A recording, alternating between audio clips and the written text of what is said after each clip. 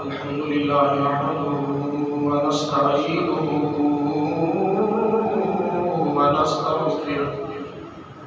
ونستغفره ونؤمن به ونتوكل عليه ونعوذ بالله من شرور أنفسنا ومن سيئات أعمالنا من يهده الله فلا مضل له ومن يضلله فلا هادي له ونشهد أن لا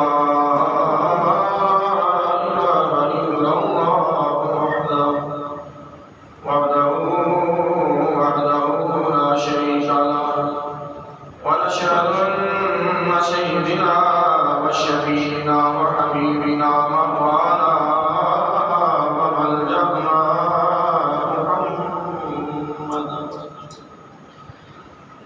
ونشهد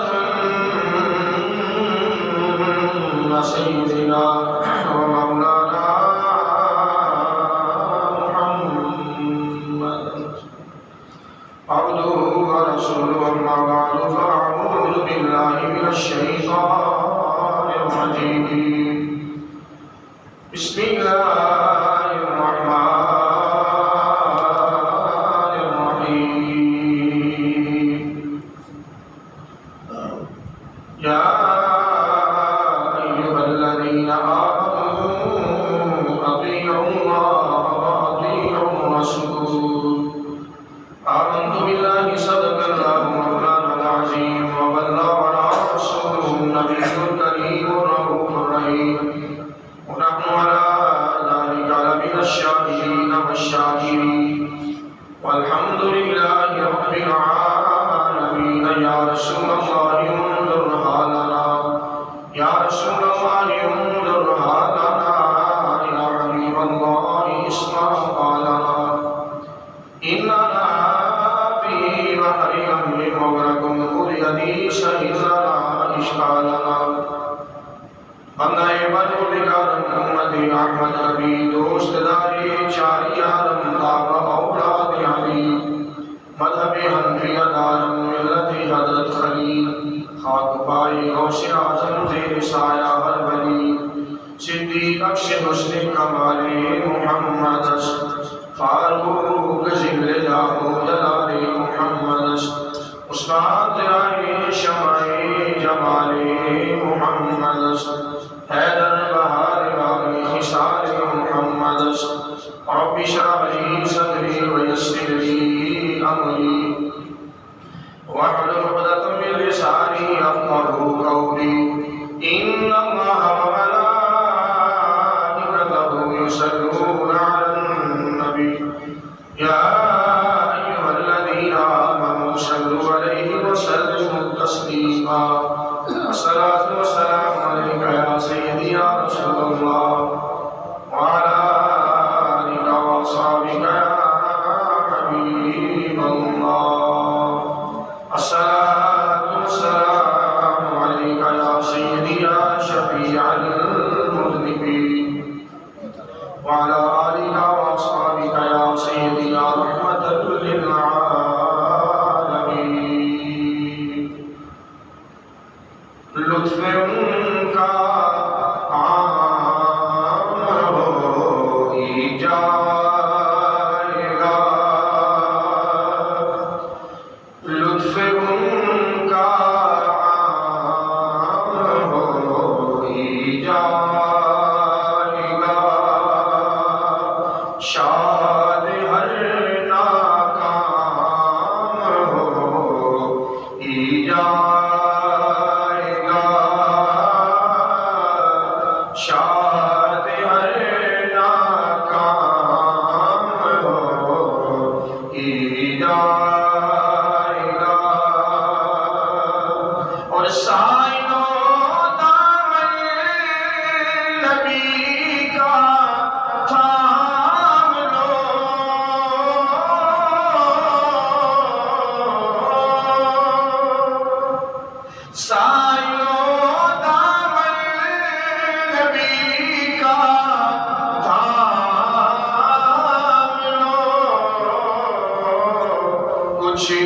کچھ انعام ہی جائے گا، کچھ نہ کچھ انعام ہی جائے گا۔ اور اے رضا ہر کام کا ایک وقت ہے،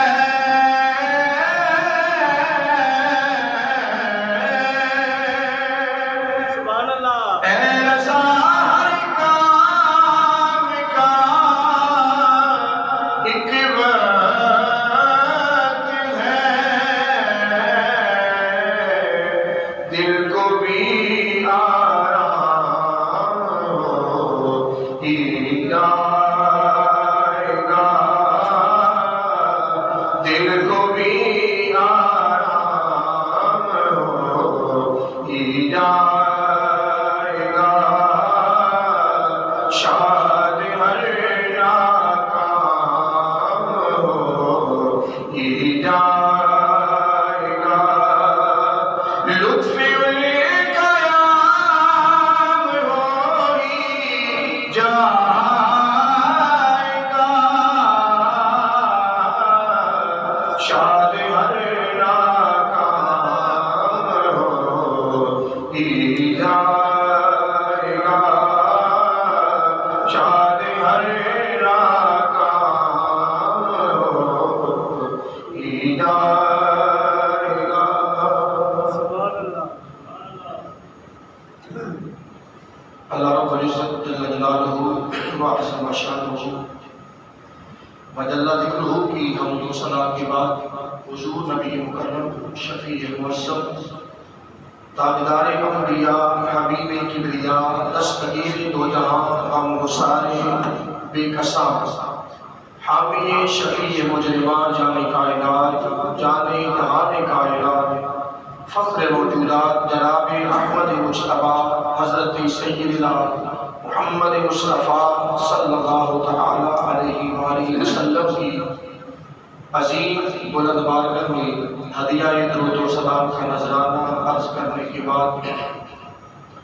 نہایت ہی واجب الاحترام محتشم مکرم سامعین حاضرین و ناظرین، السلام علیکم ورحمۃ اللہ وبرکاتہ۔ اللہ جل وعلا مجدہ الکریم کا کروڑ مرتبہ شکر ہے کہ اللہ نے ہمیں ایک مرتبہ پھر زندگی میں توفیق دی، جمعہ المبارک کے مبارک موقع پر اللہ کے گھر میں حاضر ہے، مبارک دن ہے، اللہ کے گھر میں حاضری کی سعادت اللہ نے ہمیں بخشی ہے۔ رب العالمین ہمیں اسی طرح دین اسلام کے ساتھ، مسجدوں کے ساتھ، قرآن کے ساتھ، حضور کی شریعت کے ساتھ دائمی محبت الفت عطا فرمائے، اور اسی طرح ہمیں جس طرح ہم نماز جمعہ کے لیے مسجد میں بن سنور کر اچھے کپڑے پہن کر غسل کر کے خوشبو لگا کے جمعہ پڑھنے کے لیے آتے ہیں، رب العالمین ہمیں پانچگانہ نماز کے لیے بھی اسی طرح اچھے طریقے سے تیاری کر کے نماز پانچگانہ باجماعت مسجد میں ادا کرنے کی اللہ کریم ہمیں توفیق عطا فرمائے، آمین ثم آمین۔ حضرات عزیز مکان، اسلامی سال کا جو 10واں مہینہ ہے شوال المکرم، جو عید الفطر والا مہینہ ہے، وہ جاری و ساری ہے، اس کا دوسرا جمعہ انعقاد پذیر ہے۔ اللہ کریم ہمیں اپنی بارگاہ میں بہترین اجر عطا فرمائے، قرآن و سنت پر ہمیں عمل کرنے کی توفیق عطا فرمائے۔ جو آیہ کریمہ میں نے تلاوت کرنے کی سعادت حاصل کی ہے، رب العالمین فرمانے یا نشان ہے، یا ایھا الذین آمنوا اطیعوا اللہ واطیعوا الرسول۔ اللہ نے فرمایا کہ اے ایمان والو، اللہ کی اطاعت کرو، واطیعوا الرسول، اور اس کے رسول کی اطاعت کرو۔ اسی مقام پر رب العالمین نے اطاعت کے حوالہ سے فرمایا من یطیع الرسول فقد اطاع اللہ، فرمایا کہ بے شک رسول کی اطاعت اللہ کی اطاعت میرا ہی ماننا ہے، تو معلوم ہوا کہ حضور کی اطاعت میں اللہ کی اطاعت ہے، حضور کی غلامی میں اللہ کی غلامی ہے، حضور کا ادب کرنا اللہ کا ادب کرنا ہے۔ چونکہ رب العالمین نے قرآن کریم قرآن رشید میں بار بار کئی مقامات پر یہ فرمایا کہ محبوب یہ آپ کا ہاتھ نہیں، یہ تو اللہ کا ہاتھ ہے۔ ان الذین یبایعونک انما یبایعون اللہ، کہ بے شک جو لوگ آپ کے ہاتھ میں بیعت کرتے ہیں، یبایعون اللہ، وہ تو اللہ کے ہاتھ پر بیعت کرتے ہیں۔ ید اللہ فوق ایدیہم، فرمایا ان کے ہاتھ پر اللہ کا ہاتھ ہے۔ وما رمیت اذ رمیت ولکن اللہ رمی، ہجرت کی رات جب حضور اپنے دولت خانے سے حضرت ابوبکر صدیق رضی اللہ تعالیٰ عنہ کو ساتھ لے کر جب رات کے اندھیرے میں مدینہ سے مکہ سے مدینہ کی طرف روانہ ہونے لگے تو کفاران مکہ نے جگہ جگہ حضور کے لیے گھات لگائی ہوئی تھی، جاسوسیاں کر رہے تھے حضور کو نقصان پہنچانے کے لیے۔ تو اللہ کے نبی صلی اللہ علیہ وآلہ وسلم نے سورہ یاسین کی تلاوت کرتے کرتے حضور نے اپنے ہاتھ میں کینکریاں پکڑی اور حضور نے ادھر پھینکی ان کی طرف، تو وہ آنکھوں سے اندھے ہو گئے، اس وقت وہ دیکھنے کے قابل ہی نہ رہے، تو حضور وہاں سے روانہ ہو گئے۔ تو ان کینکریوں کو جب حضور نے پھینکا نا تو اللہ نے قرآن نازل فرما دیا، فرمایا محبوب وما رمیت اذ رمیت ولکن اللہ رمی، فرمایا محبوب جو کینکریاں آپ نے پھینکی ہے وہ آپ نے نہیں پھینکی، ولکن اللہ رمی، وہ تو اللہ نے پھینکی ہے۔ جس ہاتھ کو اللہ کہے کہ میرا ہاتھ ہے، جس ہاتھ کو اللہ اپنا ہاتھ کہتا ہے، اس محبوب کی شان کیا ہوگی؟ جس کی اطاعت اللہ نے فرمایا میری اطاعت ہے، اس کی شان کیا ہوگی؟ جس کی محبت اللہ نے فرمایا کہ میری محبت ہے، فرمایا کہ قل ان کنتم تحبون اللہ، محبوب آپ ان سے فرما دیجئے کہ اگر تم اللہ کی محبت چاہتے ہو، تحبون اللہ، اللہ کی اطاعت چاہتے ہو، اللہ کا قرب چاہتے ہو، تو فاتبعونی، تم میری اتباع کرو۔ شرط یہ ہے اللہ کی محبت کی کہ اللہ تب تم سے پیار کرے گا، اللہ تب تم پر محبت تم سے کرے گا کہ جب حضور کی اتباع ہوگی۔ فرمایا شرط فاتبعونی ہے، فاتبعونی میری اتباع کرو، یحببکم اللہ، اگر اللہ سے محبت چاہتے ہو تو فرمایا پھر میری اتباع کرو، اللہ تم سے پیار کرے گا۔ تو حضور صلی اللہ علیہ وسلم کے صحابہ نے پھر یہ عمل کر کے دکھا دیا۔ تاریخ اور احادیث کی کتب اس بات پر گواہ ہے کہ قربان جائیں وہ بڑے بڑے مکے کے لوگ جو بڑے سخت ہیں، آج بھی مکے کے لوگ بڑے سخت ہیں، سخت طبیعت رکھتے ہیں، تو وہ بڑے بڑے جوان لوگ تھے، بڑے سخت طبیعت کے تھے، لیکن جب انہوں نے چہرہ مصطفیٰ کو دیکھا، میرے آقا صلی اللہ علیہ وآلہ وسلم کے حضور کو چلتے دیکھا، حضور کو گفتگو کرتے دیکھا، حضور کا لین دین دیکھا، حضور کی وہ صداقت دیکھی، حضور کی امانت داری دیکھی، حضور کی شرم و حیا دیکھی، تو بڑے بڑے مکے کے جو لوگ تھے انہوں نے جب حضور کی اداؤں کو دیکھا، ان کی زبان پر کلمے جاری ہو گئے، حضور کی بارگاہ میں حاضر ہو گئے۔ تو بڑے بڑے ایسے لوگ ہمارے سامنے موجود ہیں کہ جو حضور کی اسلام لانے سے پہلے بڑے سخت تھے، جب انہوں نے حضور کا کلمہ پڑھ لیا تو پھر سب کچھ دین پر حضور کے قدموں پر نچھاور کر دیا۔ تو اسی میں کامیابی ہے اور اسی میں کامیابی ہے کہ جب ہم حضور کی اطاعت کریں گے، حضور کی غلامی اختیار کریں گے۔ حضور کی غلامی یہ ہے کہ قرآن و سنت پر عمل کیا جائے، حضور کی احادیث پر عمل کیا جائے، اور پھر حضور کی ہر سنت پر عمل کیا جائے، تو اسی لیے مسلمان کی کامیابی اور کامرانی ہے۔ ابو سعید خدری رضی اللہ تعالیٰ عنہ فرماتے ہیں میں نماز پڑھ رہا تھا، حضور کے صحابی ہیں ابو سعید خدری رضی اللہ تعالیٰ عنہ، حضور کے صحابی فرماتے ہیں میں نماز پڑھ رہا تھا،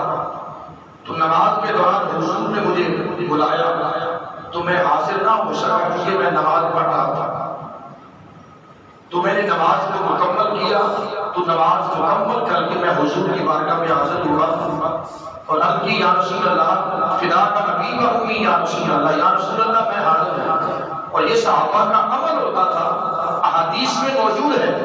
کہ بے آقا صلی اللہ علیہ وآلہ وسلم کے صحابہ حضور کی بارگاہ میں جب حاضر ہوتے، جب حضور ان کو بلاتے تو وہ فداک ابی و امی یا رسول اللہ کہتے، یا رسول اللہ ہمارے ماں، میری ماں بھی آپ پر گواہ ہے، میرا باپ بھی آپ پر گواہ ہے، یا رسول اللہ میں بھی حاضر ہوں آپ کے لیے، میرے ماں باپ بھی آپ کی بارگاہ میں حاضر ہیں۔ تو حضور کے صحابہ کا یہ عمل ہوتا تھا کہ وہ فداک ابی و امی یا رسول اللہ کہہ کر حضور کی بارگاہ میں حاضر ہوتے۔ حضرت ابو سعید رضی اللہ عنہ فرماتے ہیں کہ حضور نے مجھے بلایا تو میں نماز کی حالت میں تھا، نماز پڑھ رہا تھا، تو میں نماز مکمل کر کے میں پھر حضور کی بارگاہ میں حاضر ہوا تو حضور نے فرمایا کہ میں نے تمہیں بلایا تھا، تاخیر سے کیوں آئے ہو، بعد میں آئے ہو؟ تو عرض کی یا رسول اللہ میں نماز پڑھ رہا تھا۔ اب جو جملہ میرے حضور نے ارشاد فرمایا، میرے آقا نے فرمایا الم یقل اللہ استجیبوا للہ وللرسول اذا دعاکم، کیا تم نے قرآن میں یہ نہیں پڑھا کہ اللہ نے فرمایا یا ایھا الذین آمنوا استجیبوا للہ وللرسول اذا دعاکم؟ میرے آقا نے فرمایا تم نے قرآن نہیں پڑھا، اللہ نے فرمایا یا ایھا الذین آمنوا استجیبوا، کہ اے ایمان والو جب تمہیں اللہ بلائے، اس کا رسول بلائے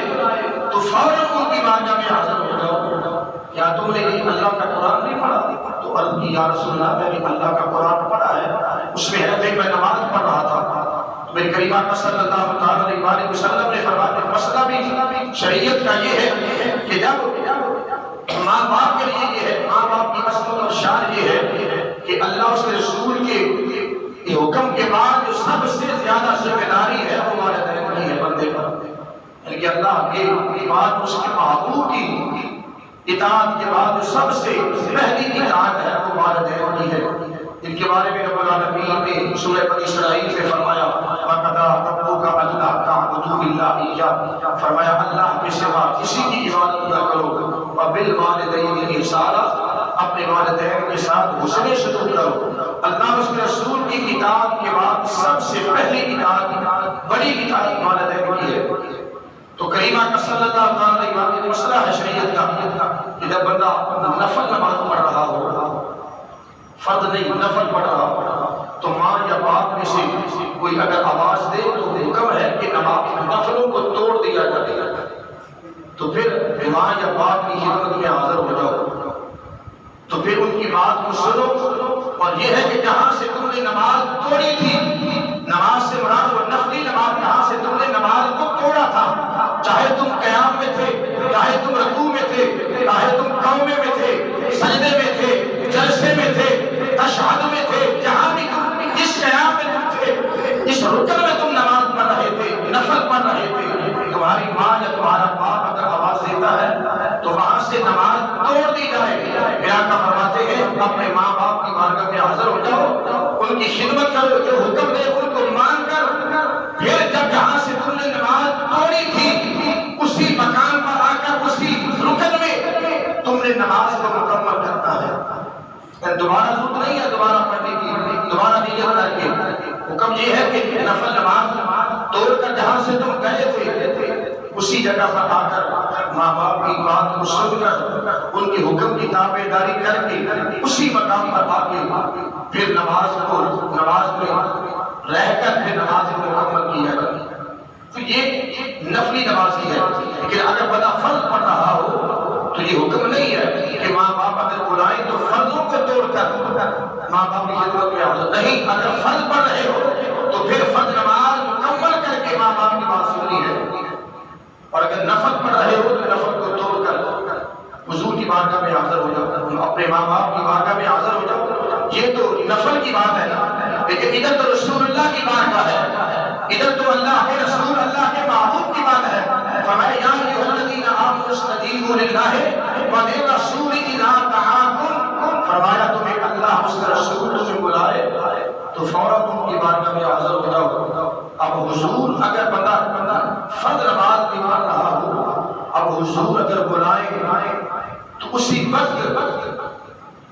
فرض نماز کو توڑ کر میرے آقا صلی اللہ علیہ وسلم کی بارگاہ میں حاضر ہو جاؤ اور پھر حضور کی گفتگو سنو، حضور کا حکم سن کر پھر جو ہے وہ وہاں سے ہی نماز کو مکمل کرو جہاں سے تم نے۔ تو یہ حضور کی بارگاہ ہے،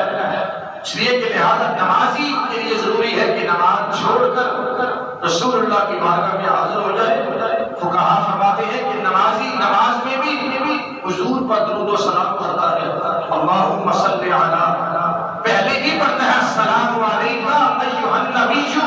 ورحمۃ اللہ وبرکاتہ، السلام علینا وعلی عباد اللہ الصالحین، محبوب السلام علیکہ، حضور آپ پر درود و سلام ہو، ایھا النبی، آپ پر اللہ کی رحمت بھی ہو، آپ پر اللہ کی برکات بھی ہو۔ پھر یہ اس کے بعد پھر یہ نمازی پڑھتا ہے السلام علینا، یا اللہ ہم پر بھی سلام ہو، وعلی السلام علینا وعلی عباد اللہ الصالحین، اور محبوب ان پر بھی، یا اللہ ان پر بھی سلامتی ہو، ان پر بھی سلام ہو جو تیرے نیک بندے ہیں۔ اور آگے ہم پڑھتے ہیں اللہم صلی علی محمد وعلی آل محمد کما صلیت علی ابراہیم۔ فقہا فرماتے ہیں کہ نماز کے اندر بھی حضور پر درود و سلام پڑھا جاتا ہے، اور اس کے بغیر نماز مکمل نہیں ہوتی۔ اگر حضور نے بلا لیا، حلقوں میں حضور نے بلا لیا تو نماز نہیں ٹوٹے گی، کیونکہ نماز کے باہر بھی حضور پر درود و سلام بندہ پڑھتا ہے، نماز کے اندر بھی ہو حضور پر درود و سلام پڑھتا ہے۔ تو فرماتے ہیں کہ اگر تمہارا نماز سے سینہ پھر گیا، تم نے نماز قبلہ سے سینہ پھیر کر اپنا چہرہ حضور کی جانب کر لیا، تو فرمایا تمہاری نماز نہیں ٹوٹے گی۔ جو وہاں جو قبلہ ہے، کعبہ ہے، اس کی طرف منہ کر کے نماز پڑھی جا رہی ہے، تو ادھر تو حضور تو کعبے کا بھی کعبہ ہے، تو وہاں نماز نہیں ٹوٹے گی۔ تو نماز اسی طرح مکمل کی جائے گی۔ حضور سیدی اعلیٰ حضرت مجدد دین و ملت امام اہل سنت امام احمد رضا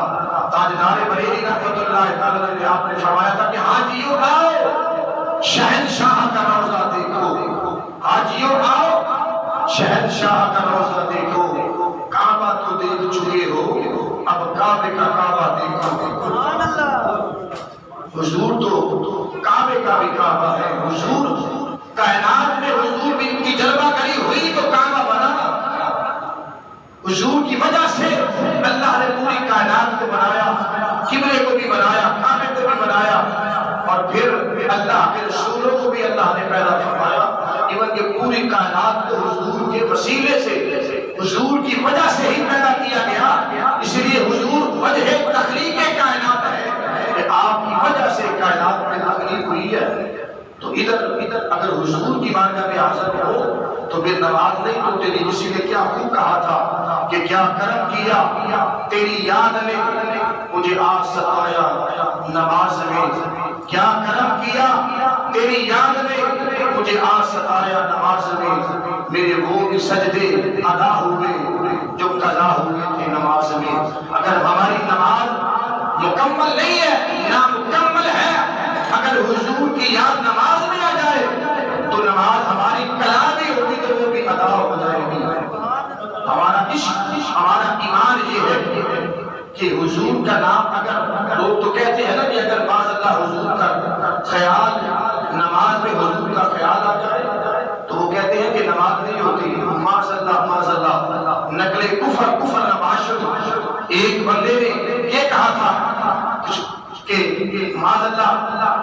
اگر حضور کا نماز میں خیال آ جائے تو نماز نہیں ہوتی، معاذ اللہ سرکار اگر گدھے کا خیال آ جائے نماز میں تو نماز ہو جاتی ہے۔ استغفر اللہ، نقل کفر نماز، ایسے لوگ بھی دنیا کے اندر موجود ہیں، ویسے کلمہ بھی پڑھا ہے، داڑھی بھی ہے، نمازیں بھی پڑھتے ہیں، عقیدے یہ ہے کہ حضور کا خیال آ جائے نماز نہیں ہوتی۔ الحمدللہ ہمارا سچا اور سچا عقیدہ اہل سنت و جماعت کا، ہمارا عقیدہ صحابہ جیسا عقیدہ ہے۔ تو جو تو حضور کو دیکھ کر جن کی نماز ہوتی تھی، کہ بلال جب اذان دیتے تھے نا حضور سامنے ہوتے تھے، اور جب اشہد ان محمد رسول اللہ کہتے تھے نا تو حضور کی جانب حضرت بلال حبشی اشارہ کیا کرتے تھے، اشہد ان محمد رسول اللہ، میں گواہی دیتا ہوں کہ محمد صلی اللہ علیہ وسلم اللہ کے رسول ہے۔ سبحان اللہ۔ جبکہ اذان تو قبلے کی طرف منہ کر کے دی جاتی ہے نا، حکم بھی یہی ہے۔ حضرت بلال حبشی جب اذان دیتے تھے تو حضور کی طرف اشارہ کرتے تھے۔ پھر وہ وقت بھی آیا جب حضور دنیا سے ظاہری طور پر پردہ کر گئے۔ اب صحابہ دیوانہ وار بازاروں میں چکر لگاتے ہیں، جہاں سے جن کو دیکھ کر جن کی بھوک مٹتی تھی وہ رسول اللہ کو دیکھ کر چہرے مصطفیٰ کو دیکھتے تھے، پیاس بجھ جاتی تھی۔ اب مدینے کی گلیوں میں دیوانہ وار جب حضور کا ظاہری پردہ ہوا تو صحابہ ظاہری طور پر گلیوں بازاروں میں چکر لگاتے ہیں، دیوانہ وار گھومتے ہیں۔ اب وہ حضور کا چہرہ نظر نہیں آتا، کوئی رشکا کے زمین پر گر جاتے ہیں، کوئی زارو زار ہوتے ہیں۔ حضرت بلال حبشی کا بھی یہی ایسا ہوا کہ جب حضور کو دیکھ کر آپ کی اذان مکمل ہوتی تھی، حضور کو دیکھ کر صحابہ کی نماز مکمل ہوتی تھی، نماز نہیں ٹوٹتی تھی۔ ادھر کہتے ہیں کہ حضور کا خیال آ جائے تو نماز نہیں ہوتی۔ ہم تو یہ کہتے ہیں کہ صحابہ کا بھی عقیدہ یہی تھا کہ جب تک حضور کا نماز میں خیال نہ آئے نماز مکمل نہیں ہوتی۔ ہمارا بھی عقیدہ ہے کہ جب تک حضور کا خیال نماز میں نہ آئے نماز مکمل نہیں ہوتی۔ اب یہ کیسے ہو سکتا ہے کہ بندہ نماز میں حضور پر درود و سلام پڑھ رہا ہو تو وہ خیال نہ آئے؟ جب نماز پڑھے گا اللہم صلی علی محمد وعلی آل محمد کما صلیت علی ابراہیم وعلی آل ابراہیم انک حمید مجید، جب بندہ نمازی نماز میں یہ پڑھے گا تو پھر خیال کیوں نہیں آئے گا؟ ہم تو یہ کہتے ہیں کہ جب تک میرے آقا مولا کا نماز میں خیال نہ آئے تو نماز مکمل نہیں ہوتی۔ اگر حضور کی ذات کو نماز سے نکال دیا جائے تو نماز مکمل نہیں ہوتی۔ اگر اذان سے رسول اللہ کا نام نکال دیا جائے اذان نہیں ہوتی۔ اگر اقامت میں رسول اللہ کو نکال دیا جائے تو اقامت نہیں ہوتی۔ نماز میں اگر حضور کو نکال دیا جائے تو نماز نہیں ہوتی۔ بلکہ میں تو یہ کہتا ہوں کہ اگر حضور صلی اللہ علیہ وآلہ وسلم کو نکال دیا جائے تو کائنات میں بچتا کوئی نہیں ہے۔ اگر سب کچھ کائنات میں ہے تو میرے آقا اور مولا کی وجہ سے ہے، رسول اللہ کی وجہ سے ہے۔ سبحان اللہ۔ اسی لیے تو کوئی کسی نے خوب کہا تھا کہ رسول اللہ تو سب کے لیے جان میری، رسول اللہ تو سب کے اے جان میری، اے فانی زندگی قربان میری۔ تو حضور کے صحابہ نے تو عملاً کر کے بتا دیا کہ اگر یہ چاہتے ہو کہ ہمیں دنیا میں ہمارے لیے پریشانی نہ ہو، نہ قبر میں ہو نہ حشر میں ہو، تو دامن مصطفیٰ کو پکڑ لو۔ اگر حضور کا دامن تمہارے ہاتھ میں ہے تو کائنات کی ہر چیز تمہارے ہاتھ ہے۔ اگر حضور کا دامن نہیں ہے تو پھر تمہارے پاس کچھ نہیں ہے۔ ایک ڈاکٹر ہے، اگر وہ 1000 مرتبہ بھی ڈبل ایم اے کر کے اس نے کیا ہوا ہے، دنیا کا ہر علم اس بندے کے پاس ہو، لیکن پھر بھی وہ بت کے سامنے کھڑا ہو کر بتوں کی پوجا کر رہا ہو، گائے کا پیشاب پی رہا ہو، چاہے وہ اس نے ڈبل ایم اے بھی کیا ہو، اپنی مرضی دنیا کی ڈگریاں لے لے۔ اور وہ ایسے بھی ہے بڑے بڑے ہندو، بڑے بڑے کافر جو حضور، جو اللہ کو نہیں مانتے، جو غیر اللہ کو مانتے ہیں، ادھر دنیا کائنات کا علم اس کے پاس موجود ہے، لیکن پھر بھی علم ہونے کے باوجود بھی ایک ڈاکٹر پڑھا لکھا بندہ بتوں کے سامنے کھڑا ہو کر بتوں کو سجدہ کرتا ہے، بتوں کی پوجا کرتا ہے اور گائے کا پیشاب بھی پیتا ہے۔ ہندو گائے کا پیشاب بطور تبرک پیتے ہیں، بطور تبرک پیتے ہیں، اور گائے کا اتنا احترام کرتے ہیں کہ وہاں وہ اس کو ذبح بھی نہیں ہونے دیتے، احترام اس کو گاؤں ماتا کہتے ہیں۔ تو اتنا پڑھا لکھا بندہ ہو لیکن پھر اتنا مرضی پڑھا لکھا ہو لیکن اس کے پاس اگر دامن مصطفیٰ نہیں، ایمان مصطفیٰ نہیں ہے تو وہ کائنات کا اتنا مرضی پڑھا لکھا ہو وہ جاہل کا جاہل ہی ہے، وہ کمال کا کمال ہی ہے۔ اور ایک تو یہ عالم ہے، ادھر مسلمانوں کا بچہ، چھوٹا سا بچہ بازار سے گزر رہا ہے، بازار سے سکول جا رہا ہو یا کہیں اور جا رہا ہو، اس کے کپڑے گندے ہو جائیں، پلیت ہو جائیں، چینٹے پڑ جائیں، پیشاب رستے سے گوبر لگ جائے تو وہ مسجد میں آ کر مسجد کی ٹوٹی کے اوپر بیٹھ کر اس کلالت کو دھو رہا ہے۔ اور ایسا ہوا کہ ایک بچہ چھوٹا سا مسلمانوں کا بچہ، یہ مثال دے رہا ہوں کہ ایک ہندو ہے، اس دنیا جہان کا علم پڑا ہوا ہے لیکن اس کے پاس دامن مصطفیٰ نہیں، اس کے پاس ایمان کی دولت نہیں،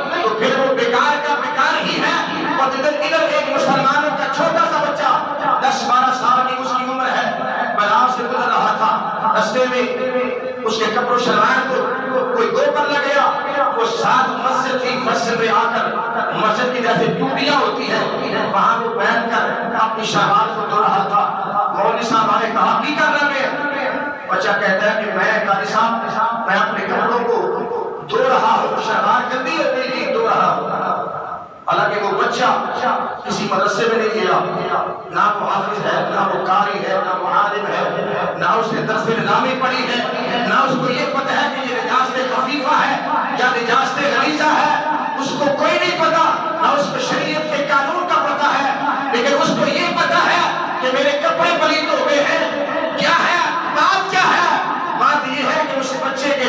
ہاتھ پر دامن مصطفیٰ ہے، اس کی ماں نے لوریاں ہی رسول اللہ کے نام سے دی ہے، حضور کا نام لے لے کر اپنے اس بچے کو اس کی ماں نے اس کو دودھ پلایا ہے، اس کی گٹی میں ہی رسول اللہ کا پیار رکھ دیا گیا۔ اب وہ لوریاں دیتی ہے تو صدقے یا رسول اللہ کہہ کر لوریاں دیتی ہے۔ معلوم ہوا کہ وہ کائنات کا بڑا ہوا جاہل وہ کمال ہے، لیکن چھوٹا سا بچہ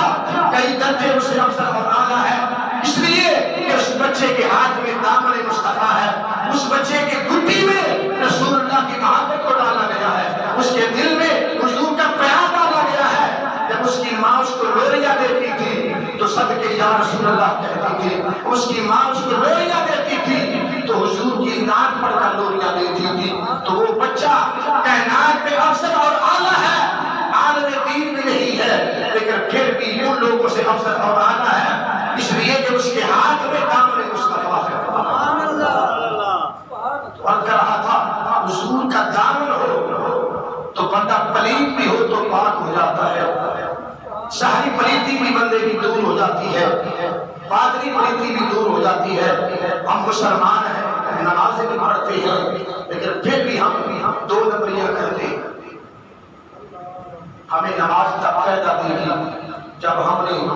ملاوٹ نہ کی ہوگی، جھوٹ نہ بولا ہوگا، زنا نہ کیا ہوگا، شراب خوری نہ کی ہوگی۔ نماز تب ہی فائدہ دیتی ہے کہ جب ہم نے حضور اکرم صلی اللہ علیہ وسلم کی شریعت میں رہ کر حلال کو حلال جانا ہوگا، حرام کو حرام جانا ہوگا۔ ہر وہ عمل جس کو اللہ اس کے محبوب نے حرام قرار دیا ہے، اگر ہم اس کو حرام سمجھیں گے تو پھر ہمیں نماز فائدہ دے گی، پھر ہماری زبان میں تاثیر ہوگی۔ اگر ہم نے قرآن سنت کے مطابق حرام کو حرام جانا ہوگا تو پھر ہی ہمیں نماز فائدہ دے گی۔ تو کیوں وہ لوگ جو گزر چکے ہیں، جو صحابہ تبع تابعین، ان کے ایمان اتنا پختہ تھے، وجہ کیا تھی؟ وجہ یہ تھی کہ انہوں نے حضور کی شریعت میں رہ کر اگر کلمہ پڑھا ہے، علامہ نے کہا تھا نا کہ کام اٹھتا ہو جب کہتا ہو لا الہ الا اللہ۔ لوگ آسان سمجھتے ہیں مسلمان ہونا، کہ کلمہ طیبہ آسان نہیں ہے، کلمہ طیبہ تب پورا ہوگا جب ہم نے اس کے قوانین پر عمل کیا ہوگا۔ زبان سے کلمہ پڑھ لینا اتنا کافی نہیں ہے، ہمیں کافی تب ہوگا جب ہم نے حضور کی شریعت پر عمل کیا ہوگا۔ تو صحابہ کے ہاتھ میں دامن مصطفیٰ تھا، آج ہمارے ہاتھ میں دامن مصطفیٰ ہے، آج ہم پریشان ہیں، ہر طرح کی پریشانیاں ہیں، اس لیے ہے کہ ہم نے کلمہ تو پڑھ لیا ہے لیکن ہمارے اندر کی پلیتی ابھی تک نہیں گئی، ہمارا جو اندر کا بغض ہے، عداوت ہے، تکبر ہے، غرور ہے، آج تک نہیں ٹوٹا۔ ہماری داڑیاں بھی سفید ہو گئی، ہم نمازیں بھی 5 وقت کی پڑھتے ہیں، لیکن پھر بھی ہمارے اندر تکبر غرور جو ہے وہ پھول کر بڑا ہوا۔ ہم بندے کو بندہ نہیں سمجھتے، ہم سارا کچھ کیے جا رہے ہیں، گناہ بھی کیے جا رہے ہیں، نمازیں بھی پڑھے جا رہے ہیں، قرآن بھی پڑھے جا رہے ہیں، پھر فائدہ تو نہ ہوگا۔ نماز پڑھنے کا فائدہ نہیں، نماز کا فائدہ تب ہوگا جب ہم نے تمام خواصیں چھوڑی ہوں گی، ہم نے ملاوٹ کرنا چھوڑا ہوگا، 2 نمبریاں چھوڑی ہوگی، 2 نمبر چیز کو 1 نمبر کہہ کر بیچنا۔ اور بازاروں میں ایسے ہی ہوتا ہے، دکاندار ایک چیز کو بیچنے کے لیے قسمیں کھاتے ہیں کہ آپ کے لیے اتنا ہے، آپ کے لیے اتنا ہے، ایسے نہیں ہے۔ میرے آقا صلی اللہ علیہ وسلم نے فرمایا کہ قسمیں کھانے سے مال تو بک جاتا ہے لیکن اس میں برکت نہیں آتی۔ برکت کا 1 روپیہ بھی ہوگا نہ ہوگا تو وہ بھی تمہیں کافی ہوگا، اور اگر 1000 روپیہ 2 نمبری سے کمایا ہوگا تو وہ کسی کام کا نہیں ہے۔ ہو سکتا ہے کہ 1000 کمانے سے تمہارا 10,000 لگ جائے کسی اور جگہ پر، اور ایسا ہوتا ہے۔ ہمیں سارے سبق ملتے ہیں، لیکن اس کے باوجود بھی ہم بدلنے کے لیے تیار نہیں، ہم اپنے آپ کو بدلنے کے لیے تیار نہیں۔ تیار کب ہم نے بدلنا ہے اپنے آپ کو؟ ہم کب ٹھیک ہوں گے؟ جب قبر میں جائیں گے ہم، تب کب ہم پکے نمازی بنیں گے؟ کسی نے کہا تھا کہ نماز پڑھو، کب اس کے تمہاری نماز پڑھی جائے؟ اس کا مطلب تو آج ہمیں سمجھ آتا ہے کہ بچپن سے ہم سنتے تھے اور دیکھتے تھے، لکھا ہوتا تھا کہ نماز پڑھ اس سے پہلے کہ تمہاری نماز پڑھی جائے، بلکہ نمازی ہوگا۔ یہ نہ ہو کہ تمہاری نماز جنازہ کے لیے تم نماز، لوگ کہیں کہ فلاں بندہ مر گیا ہے، مر تو ہر بندے نے جانا ہے، اپنے اپنے وقت میں ایسا مرے کہ دنیا والے بھی یاد کریں، تمہارا فرشتے بھی استقبال کریں۔ رسول اللہ بھی فرمائے کہ یہ میرا غلام ہے۔ اب جب تک ہمارے اندر یہ شعور اور بیداری ہمارے اندر نہیں آئے گی، ہمیں دنیا میں عزت نہیں مل سکتی۔ عزت تب ملے گی جب ہم نے حضور کی شریعت کو دل سے مانا ہوگا۔ عزت ہمیں تب ملے گی جب ہم نے قرآن کو عزت دی ہوگی۔ عزت ہمیں تب ملے گی جب ہم نے حضور کی شریعت کو، حضور کی احادیث کو عزت دی ہوگی۔ ہمیں عزت تب ملے گی جب ہم نے اللہ کے گھر مسجد کی تعظیم کی ہوگی، اس کی عزت کی ہوگی، اس کی ستھرائی میں اس کا خیال رکھا ہوگا۔ آج تو ہم مسجد کی صفائی کرنے کے لیے بھی اپنے آپ کہتے ہیں کہ ہم مسجد کی صفائی کریں، ہم مسجد کا کام کریں، بڑے پاکیزہ ہیں وہ لوگ۔ اور صحابہ کی سنت ہے کہ مسجد کی صفائی کرنی۔ حضور کے بڑے بڑے صحابہ مسجد کے ساتھ پیار کیا کرتے تھے، خود صفائی کی ہماری۔ اور حضور نے خود رسول اللہ کی ذات ایسی ذات ہے، اور اللہ کا گھر مسجد ایسا گھر ہے کہ جس میں خود رسول اللہ صلی اللہ علیہ وسلم جہاں بھی گئے، جس مقام پر بھی گیا کرے سفر کیا، وہاں قیام کیا، وہاں آج بھی مکہ اور مدینہ کی وادیوں میں وہ مسجد موجود ہے۔ اور جہاں بھی جاتے تھے تو سب سے پہلے کام کیا کرتے تھے پتہ ہے آپ کو؟ کوئی بتا دے کہ حضور جہاں جاتے تھے سب سے پہلے کام کیا کرتے ہیں؟ میرے آقا صلی اللہ علیہ وسلم جہاں جاتے تھے، یہ کسی کو نہیں پتا ہوگا، ہو سکتا ہے کسی کو پتا ہو، حضور جہاں جاتے، کسی اور شہر میں جاتے، کسی اور جگہ پر، تو سب سے پہلے حضور وہاں مسجد کی تعمیر کرتے، جہاں مسجد کی تعمیر کرتے ہیں۔ اور خود میرے آقا صلی اللہ علیہ وسلم نے خود مسجد نبوی میں خود گارا اٹھایا، جیسے مزدوری کے لیے گارا اٹھاتے ہیں، اینٹیں اٹھاتے ہیں، ریت اٹھاتے ہیں نا، وہاں تو اس وقت تو یہ عالم نہیں تھا، لیکن پتھر موجود تھے، سارا کچھ تھا۔ میرے آقا مولا صلی اللہ علیہ وسلم نے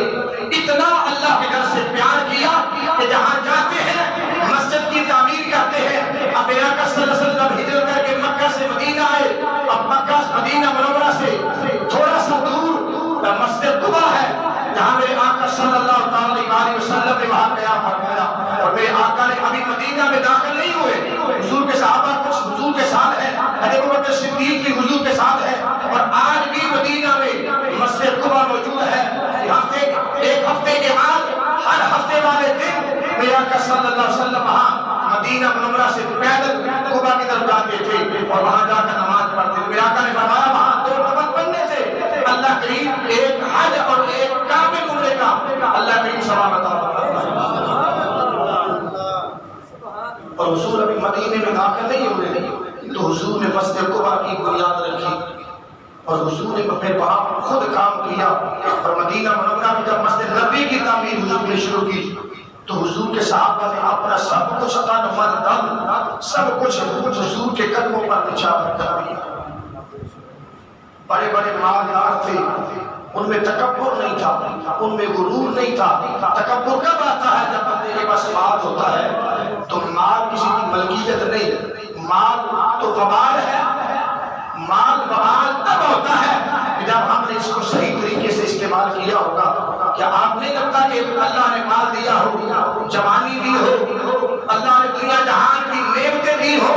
تو اس کا حساب نہیں ہوگا؟ اللہ کے نیک ولی اسی لیے پیسے سے محبت نہیں کرتے کہ پیسے ہوں گے نہ صاحب دینا پڑے گا اللہ کی بات کا۔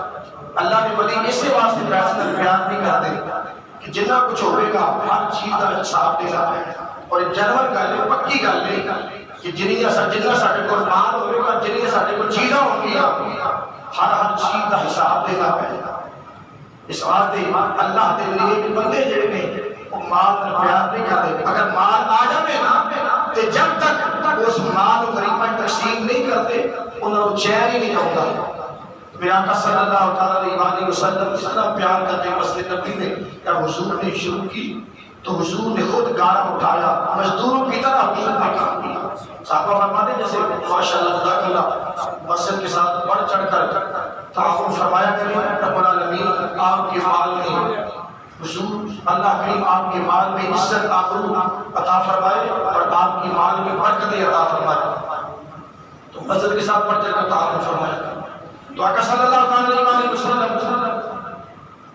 بڑا پیار کیا حضور کا، اپنے مسجدوں کے ساتھ تعمیر میں خود حصہ لیا، تو معلوم ہوا کہ سب سے زیادہ محبت حضور نے اللہ کے گھر مسجد کے ساتھ کی ہے، اور پھر دین کے ساتھ محبت کی، اسلام کے ساتھ، قرآن کے ساتھ محبت کی، اور صحابہ نے بھی یہ عمل کر کے بتا دیا۔ تو اللہ نے فرمایا محبوب آپ کی استقامت یہ ہے کہ آپ دین سے اتنا پیار کرتے ہیں، محبوب ہم نے بھی آپ کی شان کو ایسے کائنات میں بلند کیا ہے، وَرَفَعْنَا لَكَ ذِكْرَكَ، محبوب ہم نے آپ کے لیے آپ کی جو ذکر ہے وہ بلند کر دیا ہے۔ پھر ایسا ذکر بلند کیا جو حضور کو دیکھتا ہے، دیکھتے ہی اسی کی زبان پر کلمہ جاری ہو جاتا ہے۔ تو بلال حبشی کی میں بات کر رہا تھا کہ حضور کو دیکھ کر آپ کی اذان مکمل ہوتی تھی، اور جب پھر حضور کا ظاہری پردہ ہو گیا، حضور دنیا سے وصال فرما گئے، ظاہری حضور کا وصال ہوا، تو مسجد نبوی کا وہی ممبر ہے، حضرت بلال حبشی نے اذان شروع کی۔ اب جب اشہد ان لا الہ الا اللہ پڑھتے تھے، پھر اشہد ان محمد رسول اللہ جب کہتے تھے نا، تو حضور سامنے موجود ہوتے تھے، حضور کی جانب آپ اشارہ کرتے کہ آپ اللہ کے رسول ہیں، یہ آپ کا ہر اذان میں معمول ہوتا تھا۔ اب جب حضور کا ظاہری پردہ ہو گیا، جب آپ نے پھر اذان مکمل کی، پھر جب حضور پہ آپ نے ایسے چہرہ کیا، اشارہ کیا، حضور نظر نہ آئے، غش کھا کر زمین پر گر جاتے، بے ہوش ہو گئے۔ اتنا پیار اور رشتہ حضور کے صحابہ کو حضور کے ساتھ۔ اب پھر ملک شام چلے جاتے ہیں، پھر وہ وقت بھی آیا کہ میرے آقا صلی اللہ علیہ وسلم اتے امام حسن امام حسین چھوٹے چھوٹے سے تھے، اتے بلال حبشی شام میں رہ رہے ہیں، تو حضور خواب میں ملے۔ میرے آقا نے فرمایا اے بلال ہمارا مدینہ ہی چھوڑ دیا ہے، کبھی ہم سے ملنے نہیں آئے۔ حضرت بلال حبشی حضور خواب میں آئے، اسی وقت بیدار ہو جاتے ہیں، نیند اڑ گئی۔ میرے آقا نے فرمایا بلال آپ کبھی ہمارے مدینے میں نہیں آئے، ہمیں ملنے نہیں آئے۔ اسی وقت بیوی سے کہا کہ میں حضور کی بارگاہ میں جانا چاہتا ہوں۔ حضور کی بارگاہ میں حاضر ہوئے، اب لوگوں نے دیکھا وہ منظر کیسا منظر ہوگا جب بلال مدینے کی گلیوں میں آپ کی آواز گونجا کرتی ہوگی، جب حضور کی مدینے میں آوازات دیتے ہوں گے تو وہ کیسا منظر ہوگا۔ وہ منظر جب پتہ چلا بلال واپس مدینے آ گئے ہیں، تو لوگوں کو پتہ چلا کہ بلال آ گئے ہیں، دیوانہ وار عورتیں بچے حضور کے صحابہ آپ کو ملنے کے لیے دیوانہ وار آئے، اور سب کی زبان پر ایک ہی الفاظ ہے کہ بلال ہم چاہتے ہیں کہ رسول اللہ کے زمانے میں آپ اذان دیا کرتے تھے، وہ آج ہمیں اذان دوبارہ سنا دیں۔ حضرت بلال حبشی رضی اللہ تعالیٰ عنہ آپ فرماتے ہیں کہ میں اذان مکمل نہیں کر سکوں گا، پہلے تو حضور میرے سامنے ہوتے تھے تو میں اذان مکمل کرتا تھا، اب میرے میں وہ طاقت نہیں کہ حضور سامنے نظر نہ آئے اور میں اذان پڑھوں، آپ نے منع کر دیا۔ اب لوگ منتیں کر رہے ہیں حضرت بلال کی، لیکن آپ مسجد ہیں، پتہ چلا کہ میں اذان مکمل نہیں کر سکتا، تو لوگوں نے کہا بھی امام حسن امام حسین کو بلاؤ، حضور کے نواسے ہیں، وہ حکم دیں گے تو بلال اذان پڑھیں گے۔ اب امام حسن امام حسین کو بلایا گیا تو کہا گیا کہ آپ بلال سے کہیں کہ اذان پڑھیں۔ حضرت بلال حبشی رضی اللہ تعالیٰ عنہ جب حضرت امام حسین کہیں میں نے حکم دیا چونکہ ظاہر ہے حضور کے نواسے تھے، حضور کا خون تھا، جن کو ملا کر اپنے کندھوں پر کھلاتے رہے تھے، جن کو ملا کر جنت کی بشارت دی ہے، جن کے بارے میں ملا کر کہا تھا کہ الحسن والحسین سیدہ شباب اہل الجنہ، ملا کر نے فرمایا میرا حسن حسین جنتی نوجوانوں کے سردار ہیں، کہیں میں آقا نے فرمایا امام میرا حسن اور حسین میرے بیٹے ہیں، میں کہیں میرے آقا نے فرمایا امام حسن اور حسین کو جب میں سونگتا ہوں تو جنت کی خوشبو پاتا ہوں، جب میں نے جنت کی خوشبو حاصل کرنی ہوتی ہے لوگ تو بچوں کو چومتے ہیں، پیار آتا ہے چوم لیتے ہیں، میرے آقا کا انوکھا انداز ہے پیار کرنے کا، امام حسن کو چومتے بھی ہیں، میرے آقا امام حسین کو سونگتے بھی ہیں۔ اور جب امام حسین کہیں میں نے حضرت بلال کو فرمایا کہ اے بلال آج ہمارے نانے کی کوئی شان تعالیٰ کر دو، جو ہمارے نانے کے زمانے میں تو مذہب کی حقیقت تھی، اور جب یہ منظر میں کیونکہ ظاہر ہے حضور کے نواسے تھے، انکار نہ ہو سکا، دل میں خیال ہے اگر انکار کروں گا رسول اللہ ناراض نہ ہو جائے مجھ سے، تو میرے سارے اعمال برباد نہ ہو جائے۔ حضرت بلال حبشی نے حضرت کریمین کے کہنے پر آزان کو شروع کیا، اور پھر وہی مقام آیا جب حضور کی اشہد ان محمد رسول اللہ جب فاطمہ کہتے تھے حضور کی طرف اشارہ کرا، جب آپ نے اذان شروع کی تو وہ منظر میں بیان نہیں کر سکتا جو مدینے کے اندر ہلچل مچ گئی، لوگ عورتیں چھتوں پر کھڑی ہو جاتی ہے، بچے بوڑھے باہر نکل آئے، اور جب حضور کے اس مؤذن رسول کی جب اذان کانوں میں پڑتی ہے تو ہر ایک کی آنکھوں میں آنسو جاری ہو گئے، رسول اللہ کا وہ زمانہ یاد آ گیا، اور جب زارو زار لوگ رو رہے ہیں حضرت بلال اذان شروع کرتے ہیں، اذان پڑھتے پڑھتے جب حضور کا نام آیا نا اشہد ان محمد رسول اللہ، جب یہ نام آیا تو آپ کا معمول تھا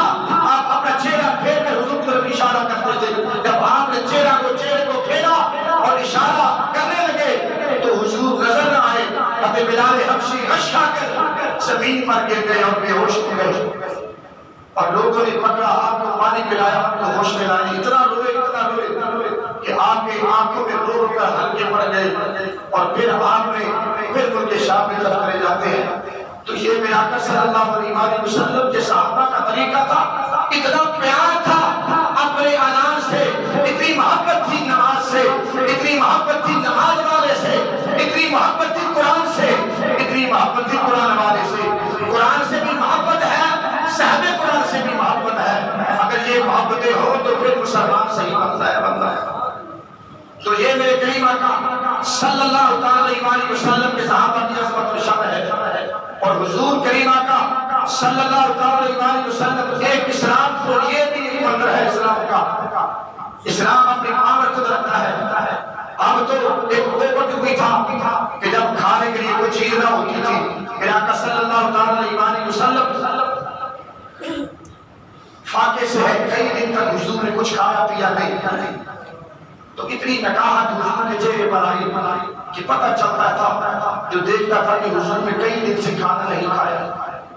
یہ تو امت کی اصلاح کے لیے تھا، وہ یہ نہ سمجھے کہ حضور کے پاس کچھ نہیں تھا، کونین کی ساری نعمتیں میرے آقا کے قدموں میں تھیں۔ میرے آقا صلی اللہ علیہ وسلم اگر چاہتے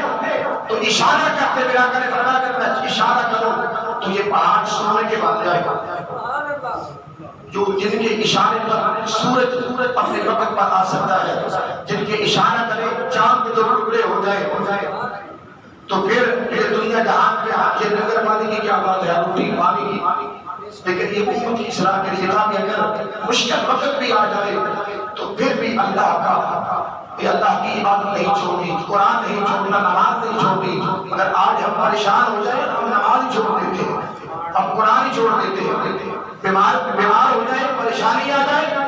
ہماری نماز بھی چلی جاتی ہے، ہمارا قرآن بھی چلا جاتا ہے۔ تو حضور نے امت کو یہ بتا دیا کہ اگر مشکل وقت آئے تو پھر بھی تم نے نماز نہیں چھوڑنی، اللہ کا ذکر نہیں چھوڑنا۔ حضور کئی دن سے کھانا نہیں کھایا، حضور باہر نکلے، حضرت ابوبکر صدیق رضی اللہ تعالیٰ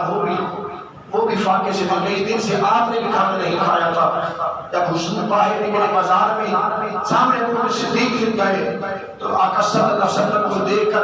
تڑپ اٹھے اور ادری یا رسول اللہ، لگتا ہے آپ نے کئی دن سے کھانا نہیں کھایا۔ تو میرے آقا نے فرمایا ابو بکر آپ کھانا نہیں کھایا؟ تو عرض کی یا رسول اللہ میں نے بھی 3 دن سے کھانا نہیں کھایا۔ اب یہ وہ لوگ ہیں ابو بکر صدیق جو مکے کے سب سے زیادہ مالدار تھے، جنہوں نے پھر سب کچھ اسلام کے لیے قربان کر دیا۔ تو میرے آقا صلی اللہ علیہ وسلم ابو بکر کے ساتھ ہیں، بازار میں نکلے تو سامنے سے ابو ایوب انصاری رضی اللہ عنہ حضور کے ساتھ بھی تھے۔ ابو ایوب انصاری رضی اللہ عنہ حضور کو دیکھا تو تڑپ اٹھے، حضور کا چہرہ دیکھا کہ حضور نے تو کئی دن سے کھانا نہیں کھایا۔ فوری دن پر حضور کی بارگاہ میں کہا یا رسول اللہ میں چاہتا ہوں کہ آج آپ میرے مہمان بنے، آپ کی دعوت کرنا۔ تو آقا نے فرمایا ٹھیک ہے مجھے قبول ہے۔ ابو بکر بھی ساتھ ہے، حضور بھی ساتھ۔ ابو ایوب انصاری اپنے گھر میں حضور کو لے گئے، بکری کا بچہ ذبح کیا گیا۔ اب اتنی دیر میں ظاہر ٹائم تو لگ رہا تھا نا کھانا تیار ہونے میں، گھنٹے لگ رہے تھے یا گھنٹہ لگ رہا تھا۔ عرض کی یا رسول اللہ اتنی دیر میں انگوروں کا گچھا حضور کی بارگاہ میں پیش کیا گیا۔ یا رسول اللہ اتنی دیر تک آپ کے انگور کھائیں، اتنی دیر میں کھانا تیار ہو جائے گا۔ اب اندازہ فرمائیں کہ اسلام کا وہ وقت بھی تھا اور آج بھی وقت ہے کہ آج ہم کس طرح کھانے کو ضائع کرتے ہیں۔ شادی بیاہ میں کیسے کیسے کھانے کو ضائع کیا جاتا ہے، تو کیا اس پر اللہ ناراض نہیں ہوگا؟ کیا اس کا ہم سے حساب نہیں لیا جائے گا؟ اب میرے آقا صلی اللہ علیہ وسلم اب کھانا تیار ہو گیا، مقصد کرتا ہوں کھانا تیار ہو گیا، دسترخوان لگ جاتا ہے۔ اب میرے آقا صلی اللہ علیہ وسلم جب کھانا شروع کرنے لگتے تو ظاہر گوشت تھا، بکری کا گوشت تھا، اس کے ساتھ مسالت بھی تھا۔ پھر کریمہ کا سلام کھاتے کھانا شروع کرنے لگے، حضور رک جاتے ہیں۔ پھر کریمہ کا صلی اللہ علیہ وسلم نے ایک پتھر میں تھوڑی سی روٹیاں اور تھوڑا سا کھانا سالن ڈالا اور ایک صحابی کو فرمایا کہ جاؤ یہ کھانا میری فاطمہ کو دے آؤ، وہ بھی کئی دن سے بھوکی ہے، اس نے بھی کھانا نہیں کھایا کئی دن سے۔ فرمایا یہ روٹی لے جاؤ اور میری بیٹی کو بھی دے آؤ۔ ایک اسلام کا وہ معیار ہے، اور آج بھی اسلام کا معیار دیکھ رہے کہ وہ رسول اللہ کائنات کے مال کو مختار ہے، لیکن امت کی اصلاح کیسے فرماتے ہیں؟ بتانا یہ چاہتے ہیں کہ لوگوں یہ اللہ کا رزق ہے، تو اس کو اگر اس کی بہتری کرتا ہے تو رزق ضرور جاتا ہے کہ ایسا بندہ پائی پائی کے لیے بھی جو ہے وہ مرتا پھرتا ہے۔ اگر آج تم عزت کرو گے، کھانے کی عزت کرو گے، رزق کا تم احترام کرو گے، تو پھر تم کبھی دنیا میں ساری زندگی تم کبھی بھوک سے نہیں مر سکتے۔ آج لاکھوں کروڑوں لوگ بھوک سے مر رہے ہیں، وجہ کیا ہے کہ ہمارے اندر اسلام کی وہ بات ہی نہیں رہی۔ ہم نے اسلام کو ہلکا جانا، ہم نے قرآن کو ہلکا جانا، ہم نے حضور کی احادیث کو ہلکا جانا، حضور کی سنت کو ہلکا جانا۔ آج ہم اگر رسول اللہ کے دین سے، قرآن سے مخلص ہو جائے تو پھر کائنات کی ہر چیز ہمارے قدموں میں ہوگی۔ اگر آج مسلمان ذہین و خراب ہو رہا ہے، اس لیے ہو رہا ہے کہ ہم نے اپنے اصل کو چھوڑ دیا۔ مومن کا اصل کیا ہے؟ مومن کا اصل قرآن ہے، مومن کا اصل حدیث ہے، مومن کا اصل دین اسلام ہے۔ اگر اس کے مطابق زندگی بسر کی جائے تو اللہ کی قسم ہے کبھی قیامت تک لوگ پریشان نہیں ہوں گے۔ آج فلسطین کے اندر آپ دیکھ رہے ہیں کہ کئی ممالک ہیں مسلمانوں کے حکمران بھی ہیں، لیکن پھر بھی فلسطین پر کیا عالم ہے ہر بندے کو پتا ہے کہ کس طرح اسرائیل اس پر بمباری کر رہا ہے۔ اور مسلمانوں کا قبلہ اول بیت المقدس جہاں اللہ کے نبیوں نے نمازیں پڑھی ہے، جہاں میرے آقا نے معراج کی ہے، حضرت سلیمان علیہ السلام نے اپنے ہاتھوں سے اور آپ کے تابع جنات بھی تھے، وہ بیت المقدس کو ان نبیوں نے تیار کیا جن کا ذکر اللہ نے قرآن میں بیان کیا ہے۔ سبحان الذی اسریٰ بعبدہ لیلا من المسجد الحرام الی المسجد الاقصی الذی بارکنا حولہ لنریہ من آیاتنا۔ اللہ نے فرمایا وہ بیت المقدس، اللہ نے فرمایا جس کے ارد گرد اللہ نے برکتیں نازل فرما دی ہیں، جن کے اندر بھی برکتیں ہیں، مسجد کے باہر بھی برکتیں ہیں۔ جہاں مسجد کے اندر تو برکت ہی برکت ہے نا، تو وہاں دیکھ رہے آج اسرائیلی جو ہے کس طرح بمباری کر رہی ہے، چھوٹے چھوٹے بچوں کو ذبح کیا جا رہا ہے۔ اور آج مسلم امہ جتنے بھی ممالک ہیں مسلمانوں کے، ان کے حکمران ایک عام بندہ کیا کر سکتا ہے؟ بات حکمرانوں کی ہے نا، اکٹھے ہو کر اگر وہ جہاد کا اعلان کرے تو اسرائیل کیا ہے، وہ کیا اس سامنے ہے مسلمانوں کے؟ مسلمان کے پاس پاس ایمان کی دولت ہی ایسی دولت ہے، اگر وہ استعمال کرے تو کچھ بھی سامنے کفار ٹھہر ہی نہیں سکتے۔ تو ہم نے دعا کرنی ہے کہ یا اللہ ہمارے حکمرانوں کو جتنے بھی مسلم ممالک ہیں، ہم سلام پیش کرتے ہیں ترکی کے صدر طیب اردگان کو، کہیں بھی ایسا موقع آتا ہے وہ مرد مجاہد اللہ کا قرآن کا حافظ بھی ہے، ہمارے حکمرانوں کو قرب اللہ نہیں آتی، خاتم النبیین بننا نہیں آتا، تو وہ بھی تو حکمران ہے نا جو حافظ قرآن ہے، قاری قرآن ہے،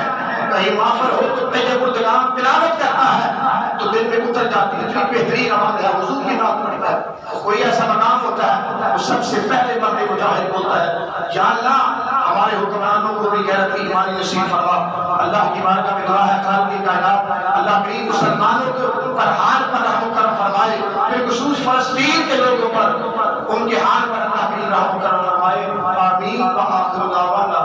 الحمدللہ۔